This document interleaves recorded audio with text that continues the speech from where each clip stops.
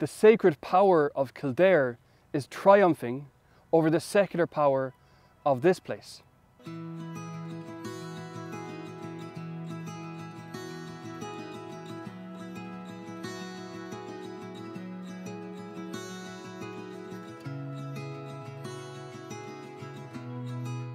We're here on the hill of Allen, looking out onto the plain of the Curragh. This place was an important site from prehistoric times and an important royal site right up to the 7th century. This was a place where the kings of the people known as the Lagan, who give their names to the modern province Line or Leinster, the kings of the Lagan gathered here. This was a place where they would have their fairs. This was a place of security. It was their dún, their fortress. And we know this from poetry that survives written in the Irish language. There's one really interesting poem about this place and about the surrounding landscape. It was actually written after the decline of the Hill of Allen as a royal site, when no longer the kings of Leinster would gather here. And this poem celebrates this fact. It begins and ends in a very curious fashion, but the main body of the poem lists the kings who were here and who were buried in this place. Kings with famous names like Loighra and Lavrid Loingshech and Philon the Fair and Brandov, who's described poetically as a wave over every cliff.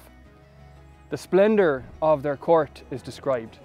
The many slaves they had, the music that was played, the beauty of the women here, the mead that was drunk, the physical force that they had behind them.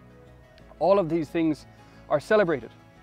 But then there's a hint of disapproval at some of the religious practices. Many of these kings were pagan or not quite fully Christian.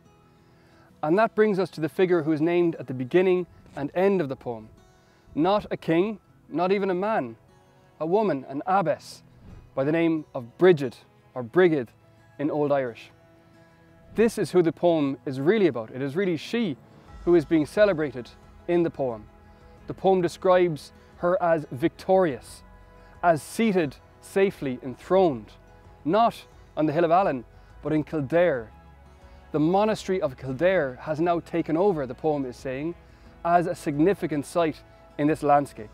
The Hill of Allen is deserted and all are focused on Kildare. Brigid is victorious. Her fame, we are told, outshines the fame of all the other kings, however splendid their courts were. The sacred power of Kildare is triumphing over the secular power of this place. All this might seem like pious exaggeration, but in fact it's perfectly true. The poem mentions that the kings of Leinster were known even as far as Britain, and that they were importing their torcs, their jewellery, from Gaul. But in fact, the fame of Brigid spread far further. Even by the 7th century, there were churches dedicated to her in Europe. And there is a tiny bit of evidence of this from the 7th century, from the Abbey of St. Maurice. A tiny fragment of parchment that bears her name, the name of her successor, Dar Lugdach, and the name of her collaborator and bishop, Conlath. Their relics, the relics of these saints from Kildare, had travelled already by the 7th century to the Abbey of St. Maurice. And this is still true today. The fame of Brigid far outshines the fame of any of these kings.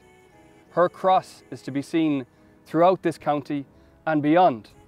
And the name of this part of Ireland is not Allen, but Kildare.